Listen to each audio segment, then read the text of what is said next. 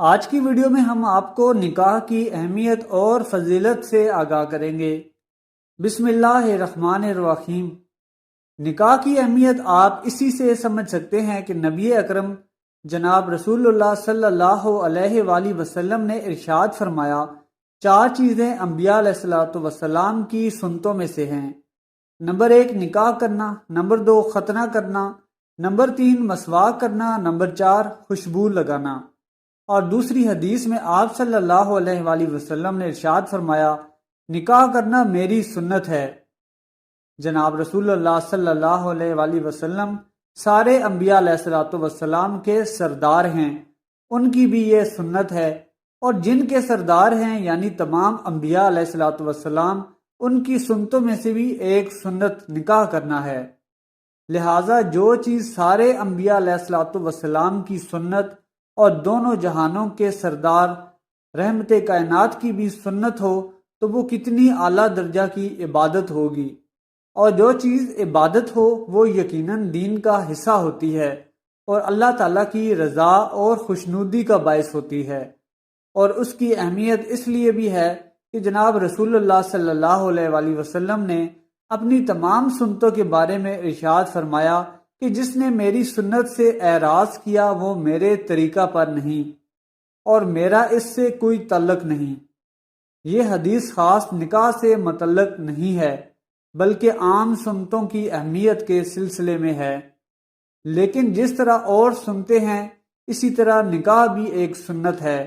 لہٰذا جو لوگ نکاح پر قدرت کے ہوتے ہوئے بھی نکاح نہیں کرتے ان سے آپ صلی اللہ علیہ وآلہ وسلم ناراضگی کا اظہار فرما رہے ہیں۔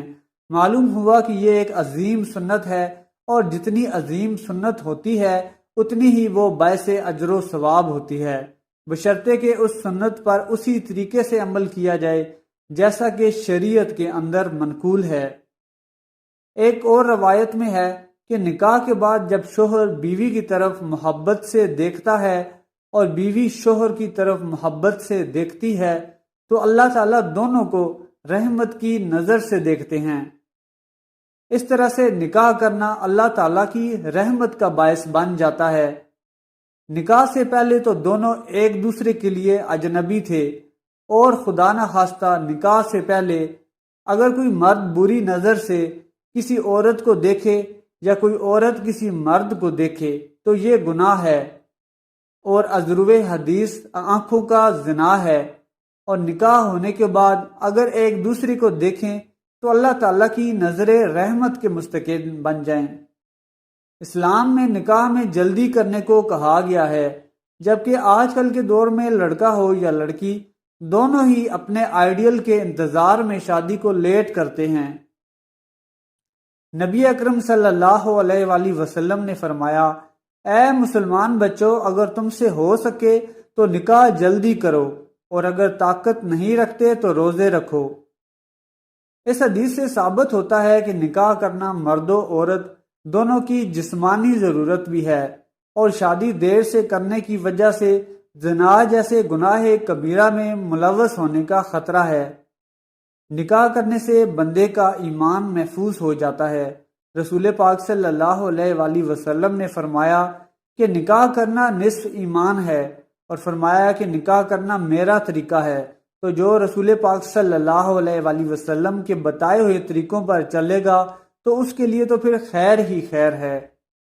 حضور پاک صلی اللہ علیہ وآلہ وسلم نے ہمیں عجلت سے منع فرمایا ہے، حتیٰ کہ نماز کے لیے جماعت بھی کھڑی ہو تو دوڑ کر نہ آؤ بلکہ اعتدال کے ساتھ آؤ، مگر حضور پاک صلی اللہ علیہ وآلہ وسلم نے فرمایا کہ بچے کا مناسب رشتہ مل جائے تو پھر نکاح کرنے میں دیر نہ کرنا، پھر جلدی کرو۔ اللہ پاک ہمیں اپنے پیارے نبی صلی اللہ علیہ وآلہ وسلم کی سنتوں پر عمل کرنے کی توفیق عطا فرمائے، آمین۔ ویڈیو پسند آئی ہے تو کمنٹ سیکشن میں استغفار لکھنا نہ بھولیے گا۔